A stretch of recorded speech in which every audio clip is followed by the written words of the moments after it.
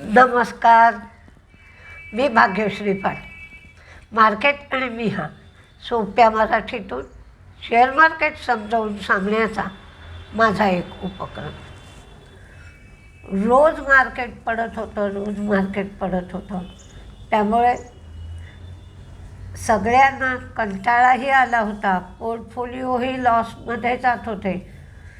त्यामुळे मार्केटचं सेंटिमेंट बिघडलं होतं. पण काल मात्र रिलीफ रॅलीच म्हणायला पाहिजे की सगळ्यांना कालच्या रॅलीनी रिलीफ दिला. काल खरं सुरुवातीला 1 सेकंड मार्केट मंदीत गेलं होतं आणि लगेच झटका लागावा तसं मार्केट सुधारलं. 106 पर्यंत क्रूड गेलं होतं. ते 102.9 म्हणजे 103ला आलं आहे.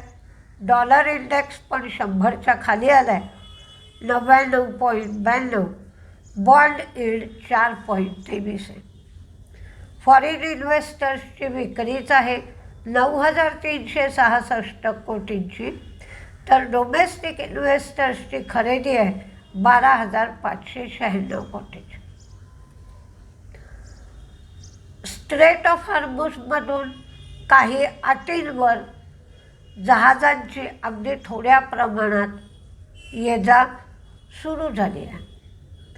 आणि दुसरी गोष्ट म्हणजे तिथून जहाजांची ये-जा सुरक्षितपणे होण्यासाठी ट्रम्पनी बाकीच्याही देशांना त्यांचे युद्धपोत तिथे आणायला सांगितले होते. पण युरोपने सांगितलं हे युद्ध काही आमचं नाही आहे, आमच्या याच्यात काही संबंध नाही. आणि युरोपमधला एकही देश आपली वाहनं, आपली जहाजं तिथे आणणार नाही. भारताने सांगितलं की भारताबरोबर अशी द्विपक्षीय वार्ता झालेली नाही. म्हणजे कोणताच देश या युद्धासाठी सपोर्ट करायला तयार नाही आहे. आज भारताच्या दृष्टीने बघायचं झालं तर 87,587 टन एवढा अतिरिक्त साखरेचा कोटा मंजूर करण्यात आला आहे. त्यामुळे साखरेच्या शेअरवर सुद्धा लक्ष द्यायला पाहिजे. डॉलर इंडेक्स थोडा कमी झाला आहे, तर आज काहीसं मेटलमध्ये तेजी राहू शकते. चांदीचा दर बघा, म्हणजे तुम्हाला हिंदुस्तान चांदी वाढत असली तर हिंदुस्तान झिंक तेजीत राहू शकेल आणि हिंदुस्तान कॉपरमध्ये तेजी राहण्याची शक्यता आहे. काल लंडन मेटल एक्सचेंजचं ट्रेडिंग 2 तास थांबलेलं होतं. आता काही ज्या बातम्या आहेत किंवा त्या पाहूया आपण. प्रथम भारत फोर्ज. PI अपॉर्च्युनिटी फंडाने JS ऑटो या कंपनीच्या आर्ममध्ये 23% स्टेक 300 कोटी रुपयाला घेतला. म्हणजे JS ऑटो हा भारत फोर्जचा आर्म आहे. क्यूपिडचे सगळ्यांना बोनस शेअर्स त्यांच्या अकाउंटला आले असते. तर क्यूपिडने सांगितलं मेड इन इंडिया प्रॉडक्टशी जॅपनीज क्वालिटी अलाइनमेंट करून निट्राईल कंडोम हे फिमेलसाठी ते काढतात. Asian energy. अडाणीने 1 वर्षासाठी ऑपरेशन आणि मेंटेनन्स कॉन्ट्रॅक्ट एक्झिस्टिंग दराने एशियन एनर्जी बरोबरचं वाढवलं आहे. अडाणीने कॉन्ट्रॅक्ट आधी दिलं होतं ते 1 वर्षासाठी वाढवलं आहे.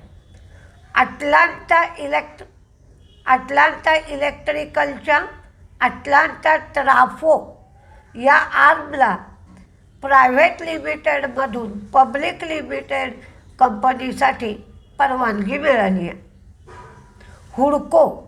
हुडको 23 मार्चला डिव्हिडंडवर विचार करणारे. कार्बोरॅन्डम कंपनीने तिच्या होसूर प्लांटमध्ये थिन व्हील्सचं उत्पादन सुरू केलं आहे. नवसीर दहेज प्लांटमध्ये ते 130 कोटी गुंतवून कपॅसिटी वाढवणार आहेत. FEM कंपनीने इलेक्ट्रोमॅग्नेटिक इंटरफिअरन्स आणि इलेक्ट्रोमॅग्नेटिक कॉम्पॅटेबिलिटी याची लॅबोरेटरी गुरुग्रामला सुरू केली आहे. डिक्सन फॉक्स लाईनला $10 बिलियन कॉर्पोरेट गॅरंटी डिक्सननी दिली. रिलायन्सनी सॅमसंग CNT कॉर्पोरेशन बरोबर 15 वर्ष ग्रीन अमोनियाचा पुरवठा करण्यासाठी $3 बिलियन डील केलं. 2029च्या सेकंड हाफपासून या डीलला सुरुवात होईल, म्हणजेच याच्या सप्लायला सुरुवात होईल. Tata Motors commercial vehicles 1 April 2026 म्हणजेच येत्या 1 एप्रिलपासून 1.5% ते किमती वाढवणार आहेत. सन फार्मा US FDA इल्युमा याच्या लायसेन्सचा रिव्ह्यू करण्याचा US FDAने मान्य केलं आहे. GMDCनी NMDC बरोबर रेअर अर्थ एलिमेंट शोधण्यासाठी एक MOU साईन केलं आहे. RVNLला NMDCकडून 75 कोटीसाठी लेटर ऑफ ॲक्सेप्टन्स मिळालं आहे. छत्तीसगडमध्ये परमनंट रेल्वे ट्रॅक आणि इन्फ्रास्ट्रक्चरचं नूतनीकरण करायचं, देखरेख करायची, यासाठी हे LOA मिळालेलं आहे. सागर सिमेंट ही आंध्र सिमेंटची प्रमोटर आहे. आंध्र सिमेंटमध्ये सागर सिमेंटचा 90% जास्त हिस्सा आहे, म्हणून ते 75% आणण्यासाठी ते OFS आणत आहेत. हा OFS आज नॉन रिटेलसाठी असेल, उद्या रिटेलसाठी असेल आणि ₹52 फ्लोअर प्राईस ठेवली आहे. पॉवर बँक अडाणी इन्फ्राकडून 709 कोटींचा त्यांनी करार केला आहे. महाराष्ट्रातल्या थिरोडा थर्मल प्लांटचं ऑपरेशन करायचं आणि मेंटेनन्स करायचं आहे पॉवर बँकने. याच्यासाठी अडाणी इन्फ्राने करार केला आहे. L&T टेक हेल्थ केअर सेक्टरसाठी AI आधारित नवीन डिजिटल ट्विन प्लॅटफॉर्म त्यांनी लॉन्च केला आहे. आता आपण कुठले शेअर तेजीत, कुठले मंदीत राहतील याच्या आधी आणखीन एक 3-4 बातम्या आहेत, तेवढ्या बघूया. रेल तेलला रोज काही ना काही छोटी ऑर्डर मिळत असते. तशी नॅशनल इन्फॉर्मॅटिक्स सेंटर सर्व्हिसेसकडून 42 कोटीची ऑर्डर मिळाली. ओमॅक्सला हरियाणा आणि पंजाब प्रोजेक्टसाठी रेरा रजिस्ट्रेशन मिळालं. इंडिया सिमेंट फर्स्ट एनर्जी 8 मध्ये त्यांनी 10.8% स्टेक 17 कोटीला घेतला. ॲस्ट्रल वेणा एनर्जीमध्ये 19% स्टेक 9 कोटीला घेतला. Bajaj Electricals Morphy Richards brand rights त्यांनी 141 कोटीला घेतले. ॲक्सिकेट्स हे केड्स स्ट्रूडेक टेक्नॉलॉजीमध्ये त्यांनी 24% स्टेक $1.5 मिलियन ते घेणार आहेत. झायडस लाईफनी मॉलिक्यूलसाठी करार केला आहे.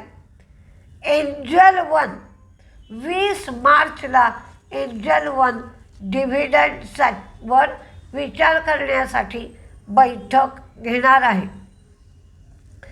त्याचप्रमाणे इंडिया ग्लायकॉलसुद्धा आणि पॉवर फायनान्स कॉर्पोरेशनसुद्धा डिव्हिडंडसाठी बैठक घेणार आहेत.